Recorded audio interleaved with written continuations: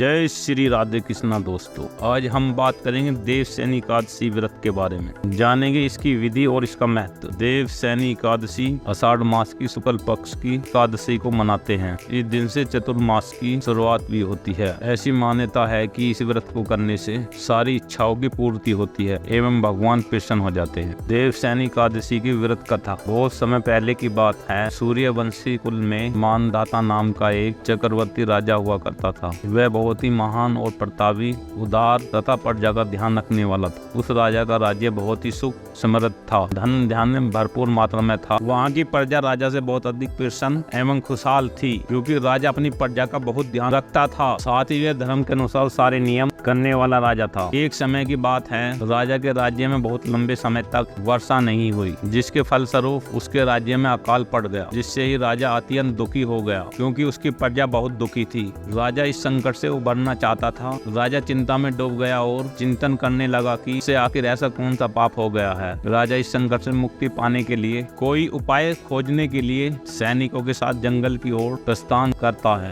राजा one में कई दिनों तक भटकता रहता है। फिर एक दिन अचानक से वह अंगिरा ऋषि के आश्रम में जा पहुंचता है। उसे अत्यंत व्याकुल देखकर अंगिरा ऋषि ने उससे व्याकुलता का कारण पूछा। राजा ने ऋषि को अपनी ओर अपने राज्यवासियों की परेशानी का विस्तार पूर्वक वर्णन सुनाया। राजा ने ऋषि को बताया कि किस प्रकार उस खुशहाल राज्य में अचानक अकाल पड़ गया। राजा ने ऋषि से निवेदन किया कि हे ऋषि मुनि, मुझे कोई ऐसा उपाय बताएं जिससे कि मेरे राज्य में सुख समृद्धि पुनः लौट आए। ऋषि ने राजा की परेशानी को ध्यान पूर्वक सुना और कहा कि जिस प्रकार हम सब ब्रह्मदेव की उपासना करते हैं, किंतु सतयुग में वेद पढ़ने का तथा तपस्या करने का अधिकार केवल ब्राह्मणों को है, लेकिन आपके राज्य में एक शूद्र तपस्या कर रहा है। आपके राज्य में अकाल की दशा उसी कारण से है। आप अपने राज्य को पूर्ववत खुशहाल देखना चाहते हैं तो उस शूद्र की जीवन लीला समाप्त कर दीजिए। यह राजा को सुनकर बहुत अचंभा हुआ और राजा ने कहा, ऋषि मुनि, आप ये क्या कह रहे हैं? मैं ऐसे किसी निर्दोष जीव की हत्या नहीं कर सकता। मैं ऐसा अपराध नहीं कर सकता।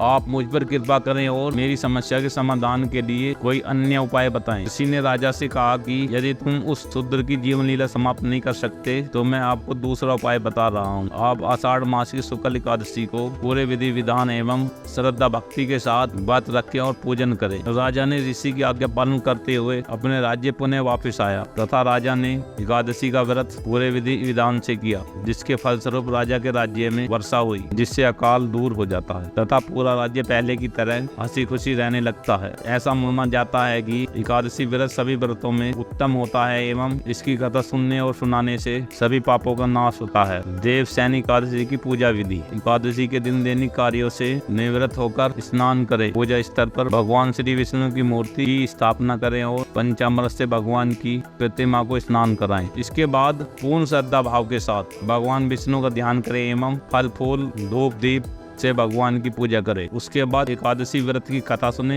अंत में भगवान विष्णु की आरती करके प्रसाद बांटना चाहिए। देवशयनी एकादशी व्रत के दिन नमक का सेवन नहीं किया जाता। अगर वीडियो पसंद आई हो तो वीडियो को लाइक करें और चैनल पर पहली बार आए तो चैनल को सब्सक्राइब करें और कमेंट में जय श्री राधे कृष्णा जरूर लिखें। धन्यवाद दोस्तों।